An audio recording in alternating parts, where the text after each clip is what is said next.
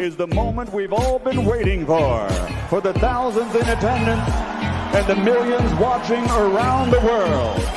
Ladies and gentlemen, let's get ready to rumble!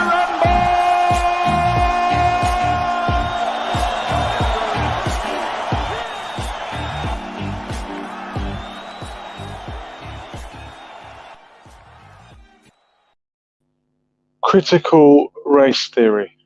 What is it? A lot of people are very critical of it, not least of all Donald Trump. Ban toxic critical race theory in schools, Trump tells the Republicans. But what is critical race theory? Well, let's find out and hear from an expert. Educators are facing questions about critical race theory. But what is it and why is it under attack? Critical race theory is an academic and legal concept that's been around for 4 decades. The core idea is that racism isn't just about individual prejudice or bias. It's woven into public policies and laws, even those that seem to be race blind. Single-family zoning, for example, makes it harder to build affordable housing and further desegregation efforts. In K-12 education, people have applied these concepts to patterns of student discipline and tracking systems. Because racism is part of this context of everyday life, people, white or non-white, who don't intend to be racist can nevertheless make choices that fuel racism, the theory says. It's important to note that critical race theory isn't a program or a training or a curriculum. It's a way of thinking about the world. Still, it's controversial because critics, largely though not exclusively conservatives, allege that this way of thinking fuels division or pits people of color against white people. Lawmakers in more than a dozen states have already passed or are debating legislation to ban the use of critical race theory or divisive topics in the classroom.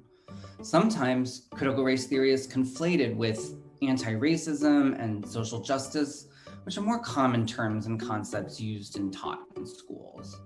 This might mean that parents or school board members could use the term critical race theory to challenge curriculum and lessons.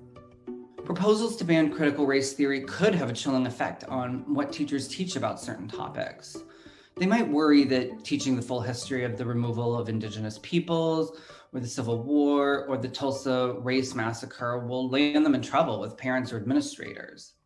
While some district officials have issued mission statements or resolutions, or they've spoken about changes in their policies using some of the discourse of critical race theory, it's actually not clear to what extent educators are explicitly teaching these concepts, or even using curriculum materials or other methods that implicitly draw on them.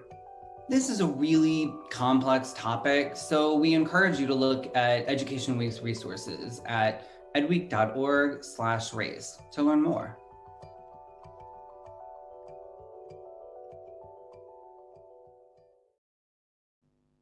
Yeah, thanks, Stephen, and do check out his website there.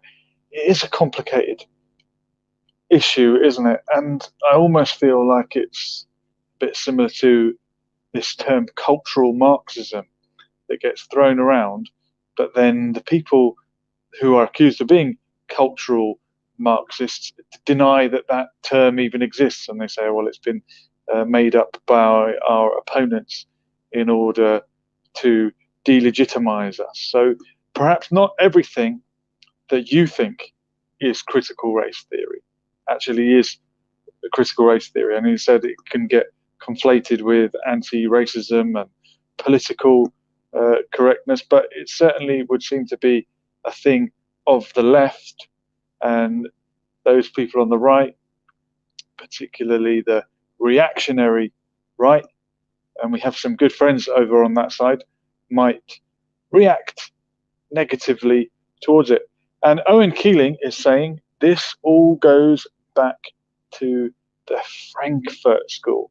Very interesting. Now, the Frankfurt School, if I'm not mistaken, the clue's in the name, was a school in Frankfurt, and the professors there fled Germany prior to the Second World War because they were, I think, at risk from the Nazis, and then they wound up in America and they came up with critical theory, which I think is what people are referring to when they say cultural Marxism, but it's one of those labels that the people themselves never actually use. Owen, if you want to jump on, you're absolutely welcome, mate. I've also got Omar standing by. I think he's going to join me. Yeah, critical race theory. What is it? And should we ban it? It's toxic, apparently. And that's what Trump is saying. Toxic. I thought only masculinity could be toxic. Maybe not. Owen Keeling saying, Yuri Bezmenov warned of the ideological subversion. Okay, we're getting hit somewhere now. Who might be subverting us? Is there a plot? Are we conspiracy theorists? There's never been any conspiracies, have there? And another story we are talking about tonight, and feel free to jump on if you want to discuss it, is this one here. Jodie Turner-Smith reflects on being the first black actress to be cast as Anne Boleyn. Now, of course, critical race theory and all that goes with it is part of this drive for more representation of people of colour. And the guy, our friend in the video, did say that this is not about pitting white people against people of colour. But as soon as you use a collective term like people of colour for everyone other than white people, you're causing a division, aren't you? Right, let's go to our trusted friend, PK. I hope it's the real one. Hello, Julian. Yes, well, I took a risk there. That was a gamble. Good to hear you. How you doing? I'm good, thank you. I haven't got any camera tonight. No problem. That's fine, mate. We trust you. Just sometimes the people that try to infiltrate, they pose as our regular loyal listeners and viewers. Julian, eh? Yeah, clandestine absolutely. operatives. Yeah, it's all going on. You're a big fan of all this stuff, all the woke agenda, aren't you? What do you make of critical race theory? Do we ban it? Well, I think the word fan, you're being very optimistic there, my friend. I'm an observer of it, and I've seen in the last few years especially, an expansion. There seems to be a willingness within mainstream society to take on board a victim type mentality. And what I mean by that is, what I gather from critical race theory is I haven't read a paper. I've only seen what's online, if you like, and that is that we're all, all white people are inherently biasedly racist, and they can't help themselves this bias because of past history. I think you'd have to go for bias training or anti-bias training. What do they call it? Yeah, and now here's the thing: if you have to go for anti-bias training, I suppose that implies that our bias subliminal programming means we're all racist because perhaps white European culture has designed a society based around what benefits white European culture, i.e. European countries, from the last 200-300 years.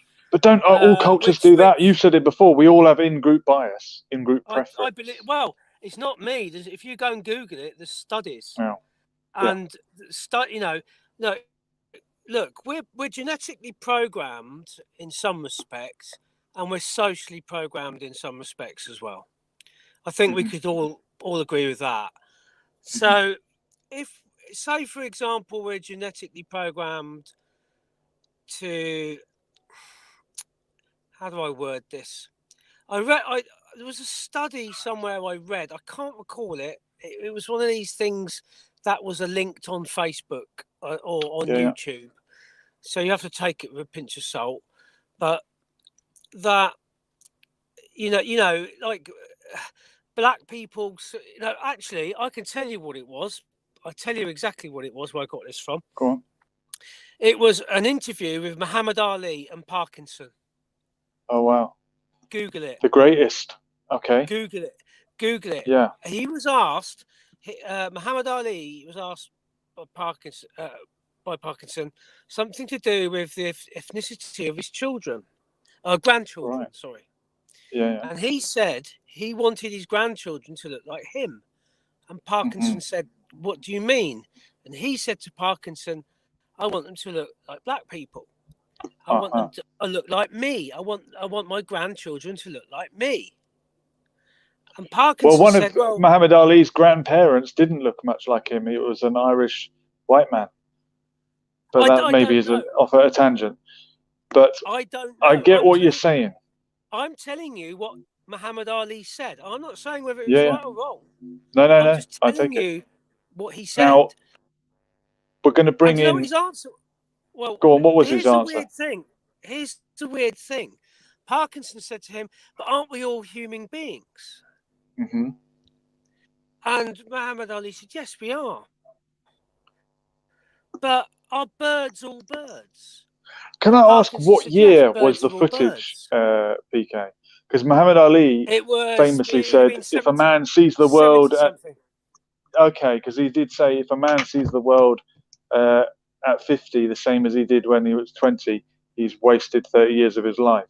And I think Muhammad Ali did edge towards the middle in later years of his life, in the sense that he became less partisan, less black nationalist. But I take the point. Now, what the woke brigade might tell you is it's okay for Muhammad Ali to say that because he's black, and it's not okay for Parkinson to want his grandchildren to look like him because he's white, because of systemic white supremacy. But let's get Omar X's answer, because he is a big Muhammad Ali fan. What do you make of that, Omar X? Thank you. I am a big Muhammad Ali fan, and currently they've got a few movies and documentaries on about him. I think One Night in Miami on Amazon, a great movie, which includes Malcolm X, and there's many other. I think there's a series out about Muhammad Ali also. He was a very exceptional human being. But come on, Omar, get to the point. If a white man says, "I want my grandchildren to look like me," we say, "Oh, racist." If Muhammad Ali says it, we say, "Yeah, because black people need to be empowered." Is that not patronizing to black people? When a black person would say, I want my grandkids or my kids to look like me, that makes me see him as somebody who's happy and proud about his race. When a white person says it, you're absolutely right. It doesn't feel right. It doesn't seem right. Aren't you a hypocrite, my friend? Aren't you a hypocrite, my friend? Because why shouldn't anybody, regardless of where they're from, whether they're Japanese, Somalian, Taiwanese, Vietnamese, Chinese, it doesn't matter where they're from, why does everyone else have the right to say, "I want my offspring and my offspring's offspring to forward the genetic heritage that is within my cultural, my tribal ancestry"? And why is it wrong for a white European to want that? To me, that's a totally hypocritical point of view. And considering that white people are a smaller percentage of planet Earth compared to other ethnicities, I think it's just ridiculous. And I don't understand why we can't just have an equilibrium across the board to say that, all groups of people must be equally allowed to express their own genetic fluidity, whether they want to mix with other people or their own genetic sovereignty. Here's a stupid question for you, PK. Stupid question time. Wait, hold on. I want to ask PK a question, but hold your horses. What do you mean by white people? What do I mean by white people? Well, I would say, obviously, you've got I would say my definition of white people is European, Northern European. Northern European. Northern European in the sense of like if all right, let me explain it another way. Beer drinking people. Brilliant. Beer drinking people. Spirit drinking people. You don't like the wine drinkers, no? If you go to Spain or the south of France, are they a little bit too Mediterranean for you? Don't put words in my mouth. No, you know. I'm putting wine in your mouth. Yeah, go on. You know as well as I do, my friend, that as you go further south, there is a change in pigmentation of skin. The further south you go down. There is, but I'm saying, where's that line? Where is that line? Is it halfway through France? Where is it? I don't think there's a line drawn in any sand as per se. I think before you get to the sand.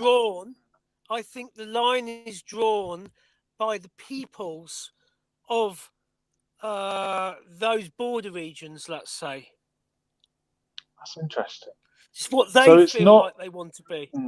And so it's not quite black and white.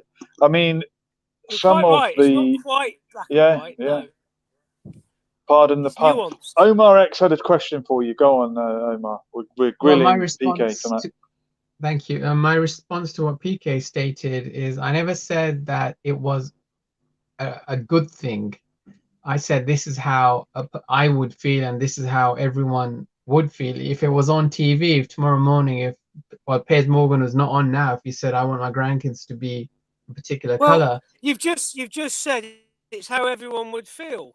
You're making an assumption based upon your feelings, Omar.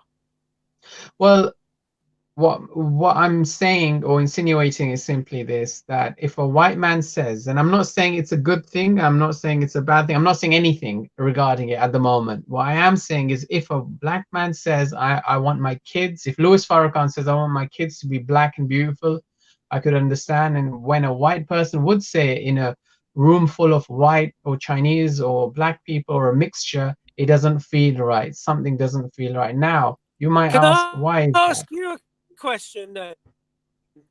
Yeah, please. Can I ask you the question? Why don't you think it? Why doesn't it feel right for you, and why doesn't it feel right for society? If that's what you think the issue is, and why that is, because I would say that's a prejudice that you have, not that I have. I want black people to be proud of who they are. I want every ethnicity, no matter what country from the world they live in, to be proud of who they are, to be strong in their cultural beliefs. I don't criticise those people for that. And yet, I'm not criticising anyone, but what I am saying is this. If you are honest to the topic at hand, and if you and I were in a room filled with 15,000 people, and a black man said on stage that I want my kids to be black and beautiful, and if a white man came along and said that I want my grandkids to be white and beautiful also, you cannot deny that the audience, there would be murmuring in the audience. People will start whispering, and when he would get off stage, probably he would not be invited back again. It's not about how I feel or how you feel necessarily, but this is society, and this is what society makes us feel, or maybe it's the people around us that make us feel, but we cannot deny that simple fact. All right, gentlemen, the next topic I disagree with you. I think is Anne Boleyn. Go on, PK. As it's you. Changing the topic now. No, as it's you, I'm going to let you back. I'm going to let you back in. One more closing statement on that bit, PK. Go on. No. I think. Let me put it like this. I think all peoples should be proud of who they are, and I also think white people should be proud of who they are. As if you want to go down the colour spectrum, the stereotype of Chinese, yellow, whatever, whoever people are, they should be proud of who they are and the cultural heritage, the history of their nation, the struggles their nations have had, the victories their nations have had. This is the stories that make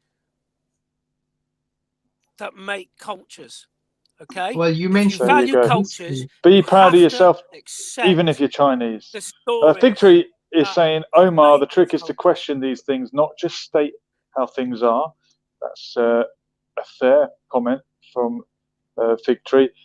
We're moving it on to this topic now, which is Jodie Turner-Smith reflects on being the first black actress to be cast as Anne great Boleyn. topic. PK, go for it. I've- What do you think of that? I just can't watch it, can you? It's not realistic. Okay, Can't stop thinking about the fact she's black. I'll tell you what. Is this called what do they call it? Cultural appropriation? Well, Is you're this in the right anything to do with ballpark. that? Okay. Okay, Jamie Oliver. Did you have? Can I say Yeah, go something? on. Jamie Oliver got. Yeah. Jamie Oliver got criticised, didn't he? A white TV chef for making jerk rice or something, a flavour, right? So he culture appropriated it from the Caribbeans, yeah, and he got slated in the press for it. Do you remember that? I do. Do you know Ainsley Harriott? Ainsley Harriott, Jamie's the jerk black chicken. chef? Yeah. He had Moroccan couscous. The Moroccans weren't calling him cultural appropriationists. But maybe right? he. So I don't. But couscous is Moroccan. Jamie's jerk rice was just a Caribbean word added to his rice. Yeah, but the point I'm trying to make is you've got a man, two different men of two different colours, using two different cultures to sell a product. Correct? And we had a problem with correct, Jamie Oliver, so but not Ainsley Harriott. Why is one person? Now, here's the second thing. Regarding to the subject you're talking about with Anne Boleyn, I personally don't have a problem with it. I personally don't have a problem with it. It's acting is called make pretend, is it not? In my opinion. Yes, it is. Yeah. Acting is make pretend. What I want to know. Somebody pretends to be someone they're not.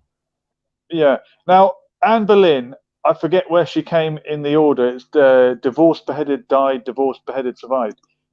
Now, famously, I don't think any of Henry VIII's wives bore him any children, did they? Or they didn't bear him any sons.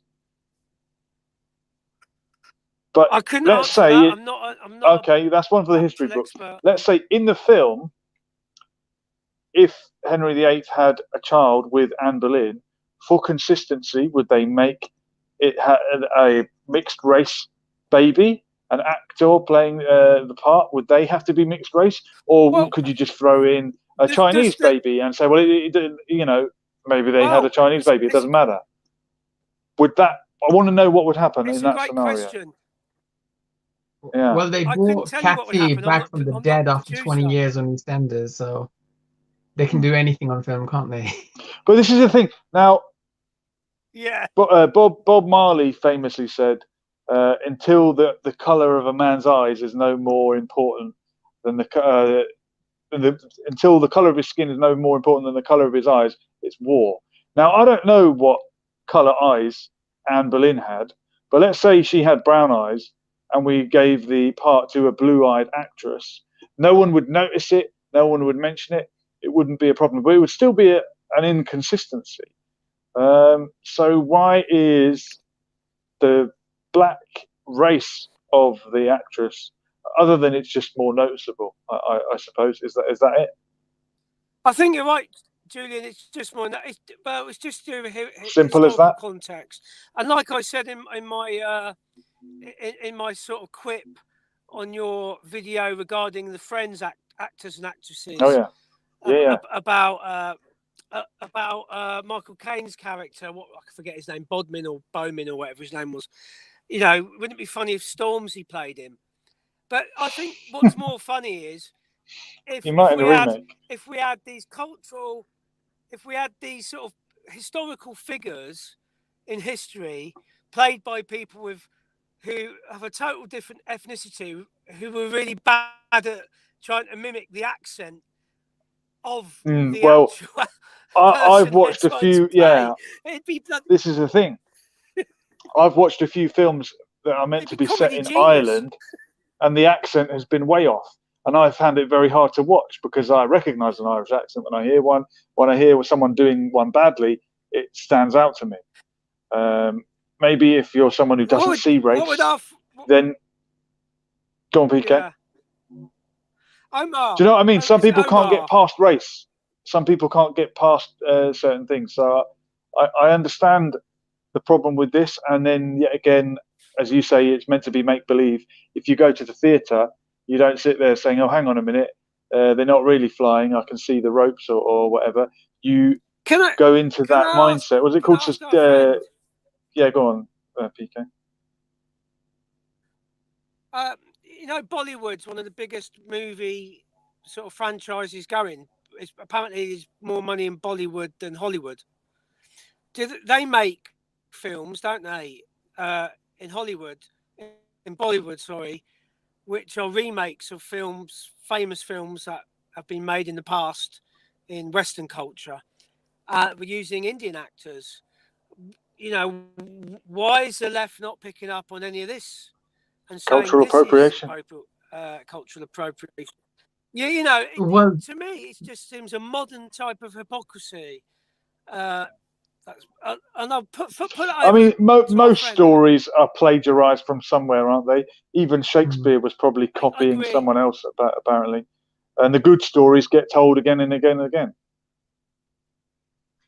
Yeah, that's exactly it. I think, you know, when they have a story, and you are right, a lot of them are remakes of some sort of Western movie, which is great for us who can speak Hindi. We get to see our favorite movies twice in a way. But I have to say, on the Indian side of things, they never make them anywhere near as good. So the things that they plagiarize are done kind of in such a rapid manner. It's almost it's kind of like comedic, and I do enjoy Bollywood, I have to admit, but they have made things like Usual Suspect, and the scary movies, who you know the killer is in the beginning of the movie, and then you know there's no point watching it as soon as you put it on. I watched an Indian movie called Hum Tum, which is apparently a remake of When Harry Met Sally, which I've never seen anyway, so I enjoyed it for the first time in Hindi. Let's have a look at this story. I don't think it's a good idea. I think it's quite rude to her Madge. Queen will be desperately unhappy at Harry and Meghan naming their daughter Lilibet. Well, I threw this one in there because last time they had a baby, there was kind of like a race row about it, and people saying, oh, I'm worried about the colour. We haven't heard much mention of the colour of Lilibet this time. Maybe we're fed up of that story, but it hasn't really been an issue. Racial identity. Is Lilibet have a meaning? It's a derivative of Elizabeth. The name Lilibet. And Elizabeth means God. It's a Hebrew name. It's God is my. I only worship God, or something like that. Hebrew speaker will have to translate it. But most of these names that have El in them, Samuel, Elizabeth, Noel. El means God. So it should be sort of shorted to Lily. Yeah. Yeah, it should be call her Lily. Lily. Yeah, but it's apparently in honor of the Queen, who they really pissed off at some point, didn't they? I believe that was the Queen's nickname, though. Yeah. So the whole issue is it's a private nickname that only Prince Philip was the child. Yeah, the Queen's childhood nickname. Yeah, there you go. Great knowledge from Owen there on her Madge, and a little bit of more cultural appropriation, especially for PK, as it's his birthday. I don't know. Ed Sheeran named the most powerful figure in black and urban music by One Extra. Wiley was very critical of this. What's wrong with Ed Sheeran, who is of an Irish background, playing music that is deemed black and urban? So not just black. So yeah, it's urban. What's wrong with that? Well, I don't think there's anything wrong with it. I mean, the thing is, if there's anything wrong with it, it's the fact he's bloody ginger. Now, you know. Well, I mean, it's hard enough being black in this country. That's all right. But how is it? Why is it okay to have you know, you can make fun of ginger people, but you can't make fun of other races? Can you make fun of black gingers? Well, have you seen one? Dennis Rodman had red hair. Secret, guys. There we go. Oh, guys, let you into a secret. I find ladies with long flowing red hair very attractive. So I'm not prejudiced in any way with the gender. There you go. You agree. heard it here So first. there you go. I'm Just glad saying to I'm glad any we're coming ginger up to viewers out midnight. PK's revealing. You're going to have. You're going to be inundated in the comments, PK. Be careful. Oh my Yeah, God. that's good old Ed Sheeran there, representing the gingers. Yeah, And of course, in the you know, see, this is what. This can I ask a question to the panel there, Julian, yourself? yeah. They got the what's it the music of Bomo's Black Music The Mobos, Music of Black Origin. Yeah, Justin Timberlake used to do very well in that category. The Mobos. Do you guys think it's about? Do you think it's about time we're done with all this sort of stuff, and just have a good musical rubbish music and be done with the colour? We just put it. Morgan Freeman. I saw a thing on telly. YouTube with Morgan Freeman, and he was asked a question, and I think it's one of the most profound and the best answers ever given to the question of race. And Morgan Freeman said, "When you stop asking me questions about it, we'll stop talking about colour." That's right. He said, "Stop talking about it." It's that simple. That's why they started. Simple. Yeah. And from that time, I called him Piers Morgan Freeman. But I don't think we're there yet. I think people still feel this strong identity and a link to the past and something. But I think we're coming out of it. I think we're edging our way out of it. And this turmoil that we're going through now might be the death throes of that. And with the generation before, a truly post-racial society. Omar X doesn't want to believe it. The storm before the calm, Julian. Yeah, that's the one. The thing is, unless we change color, unless people, somehow figure out how they can be a different color without using makeup permanently, then we're always going to have this. Morgan Freeman was just unhappy with that statement. I don't know why. I suppose he works in a business that, you can't really say much. But if somebody came to me and said, "Hey, how does it feel to be this color?" and I would be happy for the rest of my life speaking about it. I wouldn't have a problem. It's a question, and that's what I am, and that's what I should be proud of. Right. So I was very embarrassed by hearing Morgan Freeman just say. Omar, do you feel oppressed around white people? Do you feel oppressed around white people? No, I don't feel. I certainly don't feel oppressed by white people, but I can understand. Do you feel depressed? Yeah. There is an inferiority complex that people have. I've seen blacks have it. I've seen Asians have it. A lot of people have it when the white people are in the room. Do you have it? No, I certainly do not have it. Do you have it? No, sir, I do not have. Right, so you surely. Yeah. Hang on 1 second, my friend. If you don't have it, and other people have it, right? Surely it's in their head or their belief system, i.e., if somebody or a group of people or an institution called school or an institution called mainstream media has instilled in people or politicians that you must feel inferior or you will feel inferior or you are inferior because of your colour, then certain people of a certain intellectual level are going to take that on board and not question it and take it for granted. I'm not sure. Well, I'm not sure if it's others, even necessary. Such as yourself, that have experienced racism by few compared to the amount of people that you've met in this country, are not going to bow down to that sort of indoctrination. And you're going to rebel against it and go, no, that's bullshit. I'm not inferior. And that's how I live my life. And it doesn't matter whether I'm white. What matters is that I've been told by other people that I'm not as good as them. And they're the same colour as me. What bloody difference does it make? You either stand up for yourself and go, no, son, I'm not bloody bowing down to you, no matter who you are. I've had people of different colours have a go at me, and I'm not bowing down to no man. And no man should bow down to another man. He's his own entity. And Julian will understand this because he was a Yeah. fighter, he was a boxer. I And that appreciate. means You know he will what? stand. You know He what, won't have PK? anyone put him Yeah. down. I bet you any Yeah. money on that. I appreciate what you're saying, and you know what? You've I put don't it mean very to well. shout anybody down or put No, I anybody get it. down, but at some point, And we do have to stand up for ourselves and what we believe in as individuals.